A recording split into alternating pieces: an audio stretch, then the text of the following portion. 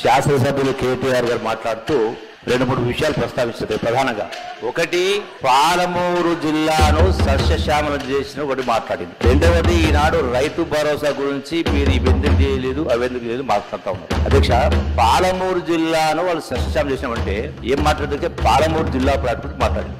ఎన్నికల సందర్భంలో, ఎన్నికల ముందు ఒక పంపును ఆన్ చేసి నార్లాపురి రిజర్వాయర్లో పోసి జాతికి అంకితం చేస్తున్న ప్రాజెక్టు పూర్తయిందని మాట్లాడింది.